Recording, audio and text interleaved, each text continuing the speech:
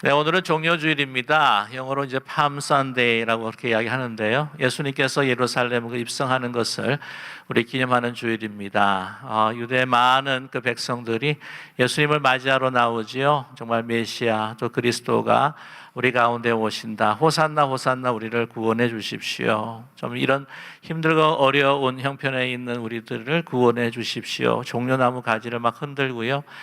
입었던 그 겉옷들을 갖다가 다 들이우고 주님을 맞이하는 그러한 정말 그 개선의 그 행진이 바로 예수님의 예루살렘 입성이었습니다. 그래서 이제 영어로는요, 그것을 이제 두 마디로 표현하게 되면 그 triumphal entry라고 이렇게 이야기하는데, 그거는 대승리의 입성이다라고 이렇게 표현을 하고 있습니다. 근데 참 그 아이러니한 것은 과연 이러한 대입성, 그 왕의 그 개선식과 같은 예루살렘의 그 예수님의 그 입성이 과연 대승리의 입성일까? 뭐냐면은 이제 한 닷새만 지나게 되면은요, 그 똑같은 예루살렘 성에서 예수님께서는 왕의 모습이 아니라 죄인의 모습으로 십자가를 지고 그 성을 나오게 되십니다.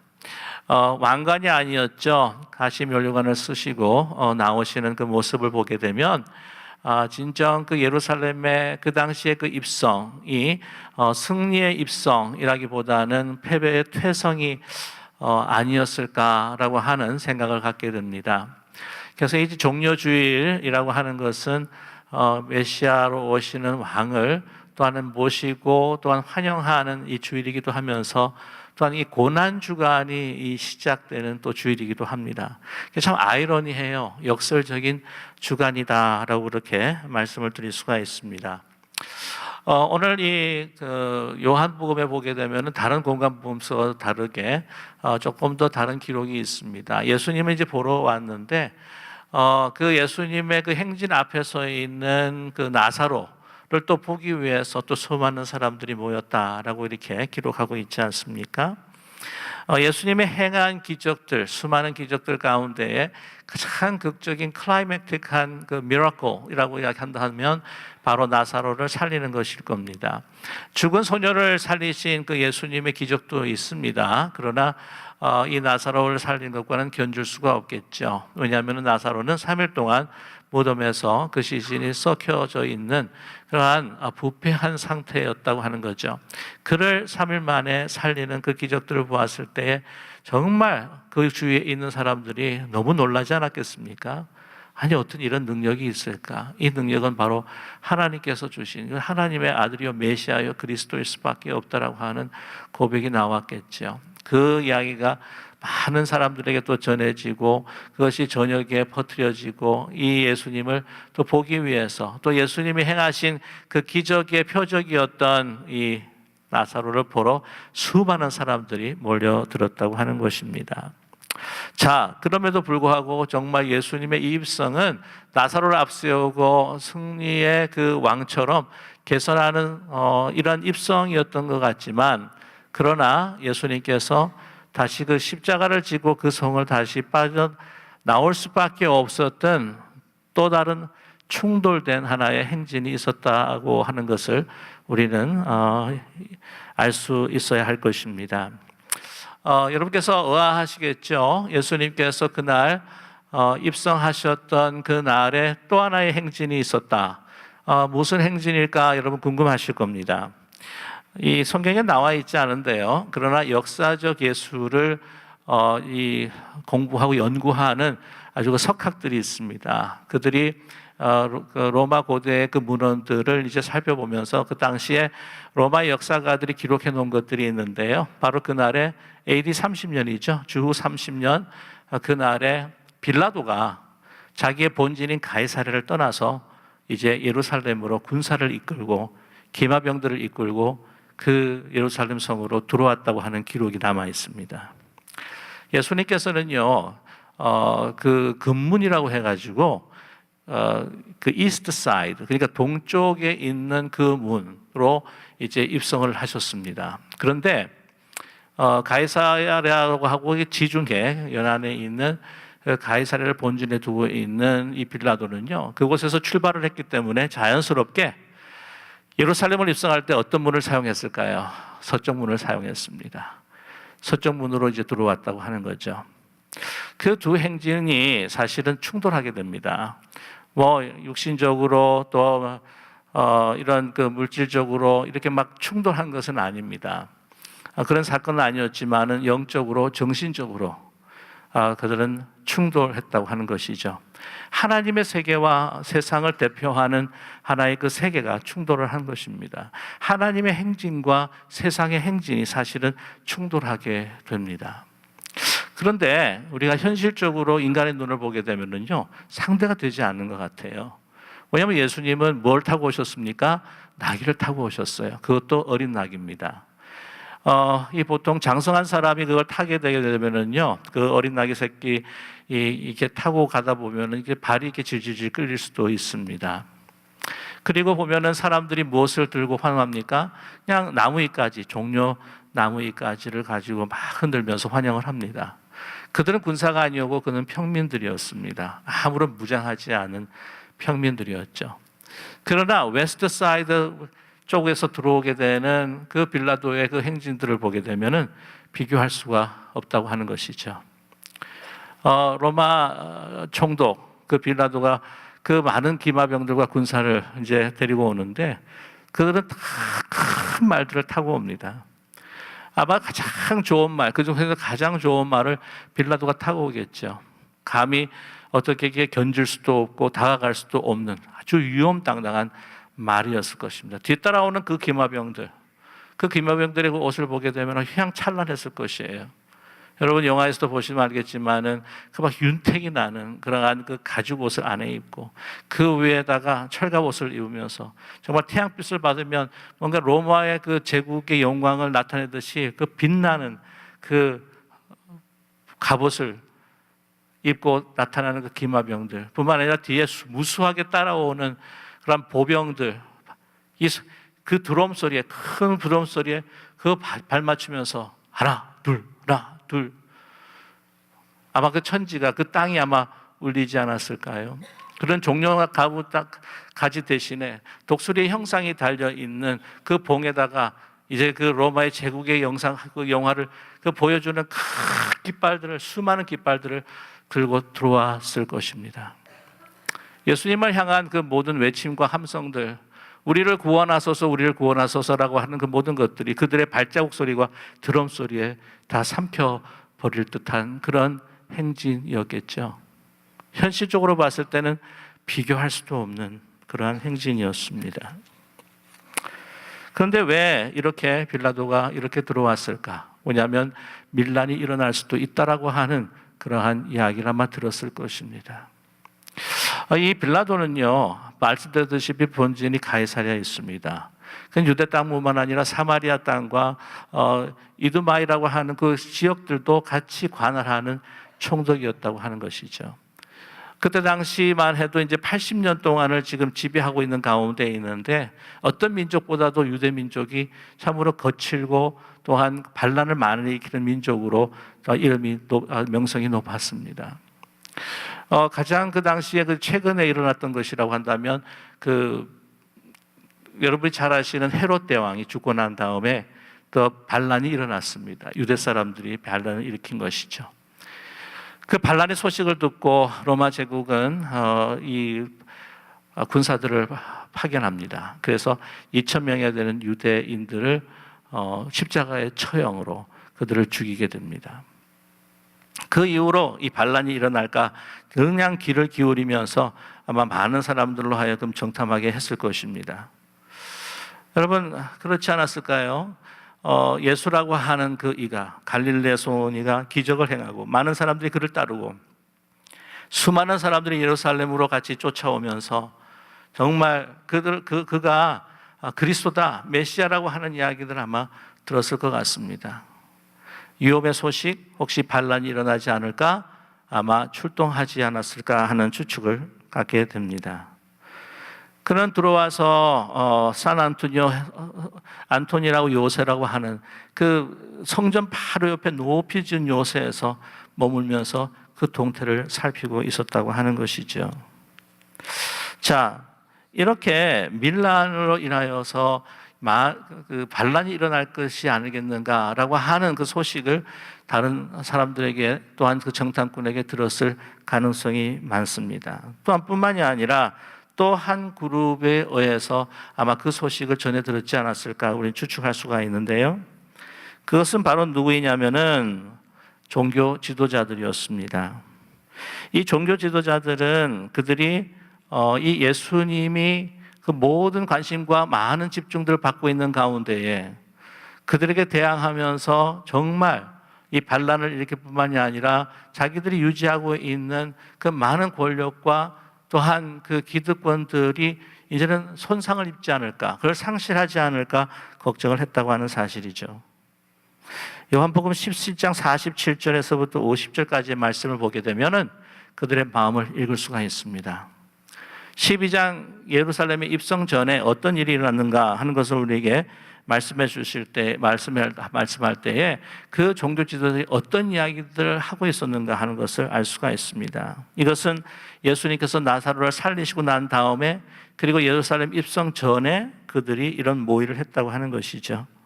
47절에서부터 50절의 말씀입니다. 이에 대제사장들과 바리새인들이 공회를 모으고 이르되 이 사람이 많은 표적을 행하니 우리가 어떻게 하겠느냐?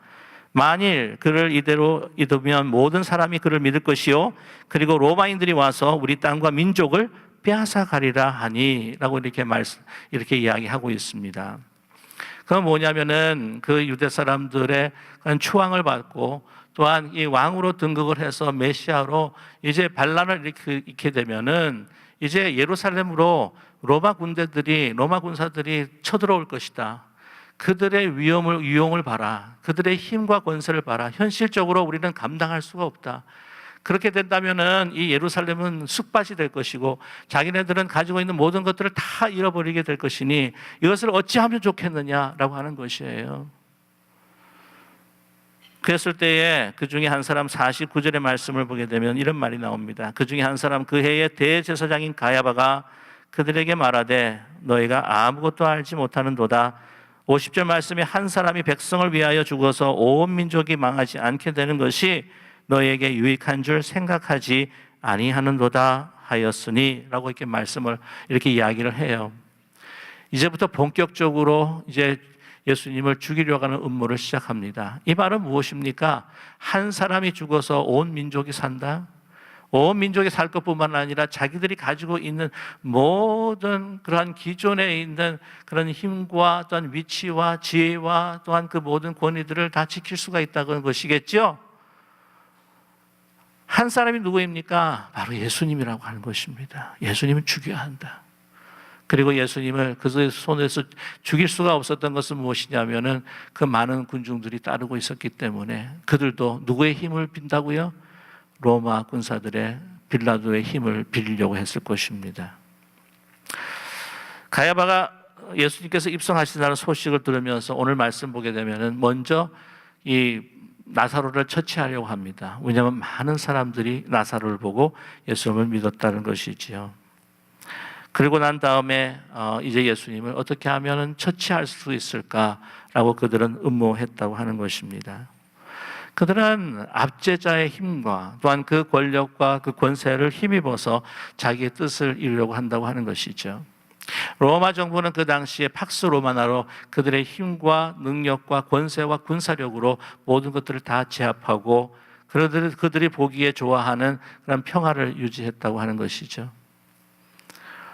그 대사장과 그 사두개인들뿐만 아니라 바리새인들도 자기들이 가지고 있는 그 상황을 계속해서 지키고 자기의 원하고자 하는 평화를 누리기 위해서 이제 그 로마 제국의 그 힘을, 압제자의 힘을 빌리게 된다고 하는 사실입니다. 그러면서 이제 그들은 하나님의 사람이요 하나님의 율법을 알고 하나님께 앞에 거룩한 자라고 일컫는 그들이 하나님의 아들을 죽이게 된다고 하는 사실입니다.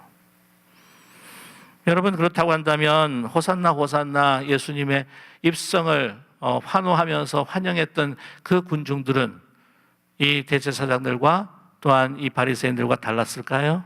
저는 똑같았다고 생각합니다. 왜냐하면 그들도 힘과 권세를 가지고 로마 제국을 제압하고 부패했던 그러한 권력자들을 제압하면서 그들이 원하는 평화의 나라, 그들이 원하는 다윗의 나라의 부흥을 꾀하기 원했다고 하는 사실입니다.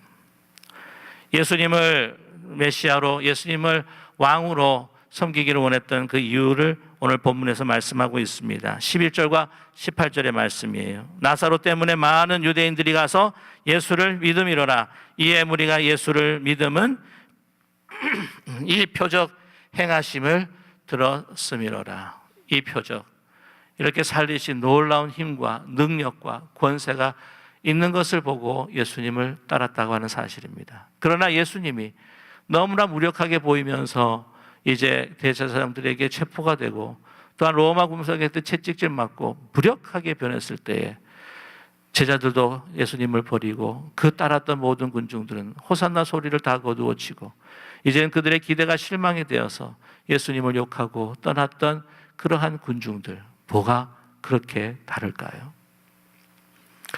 로마 제국이 표방했던 평화 그리고 자유, 또한 대제사장들과 그 바리새인들이 원했던 그런 그들의 평화와 그들의 자유와 그들이 원했던 것들, 힘의 복수를 통하여서 이스라엘 나라를 다시 한번 이루고 그 영광 속에서 다시 힘의 논리로 세계를 또한 제패하기를 원했던 이스라엘의 민족들의 그 마음, 가치, 뭐가 그렇게 다를까요?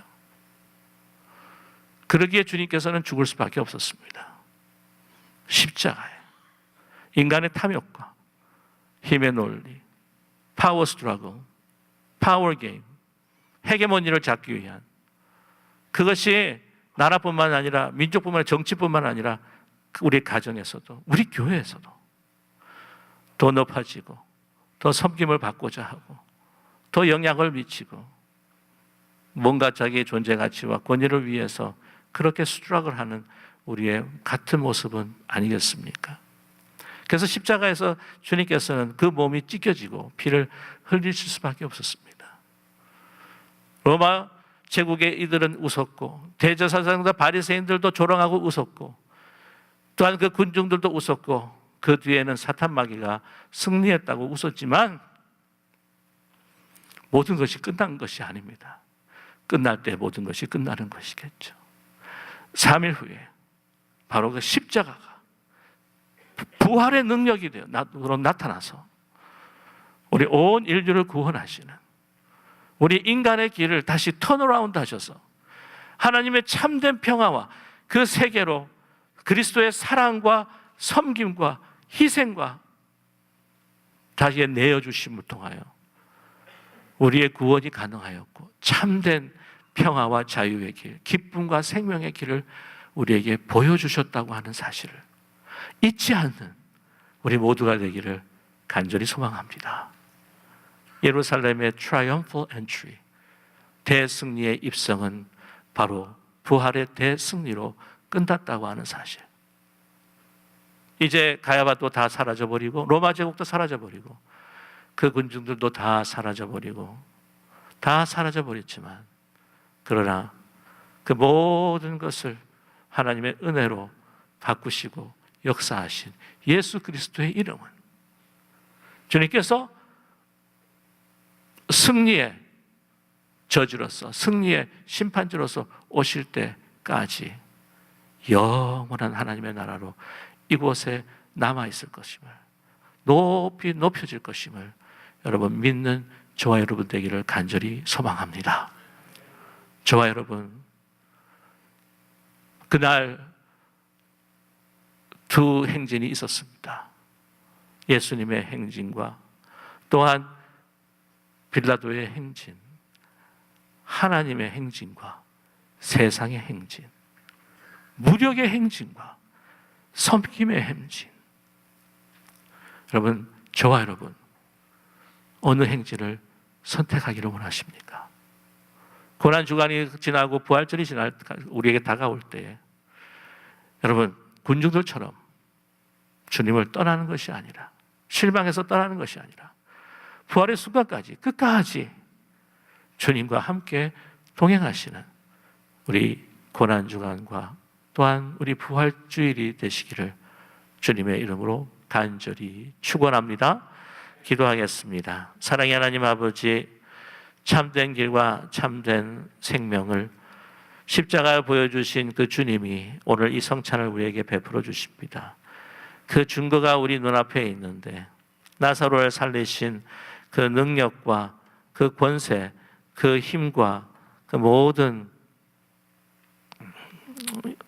것들을 바라보기 전에 우리를 향하신 찢겨진 몸이 찢겨지도록 피 흘리시도록 사랑하신 주님의 사랑이, 섬김이 우리 모든 인류와 우리 세상과 가정과 우리 교회에 참된 평화요, 참된 자유와 생명과 기쁨이 된다고 하는 사실을 성찬을 통해서 체험하는 우리 모두가 되게 도와주시옵소서. 예수 그리스도의 이름으로 감사드리며 간절히 기도드립니다. 아멘.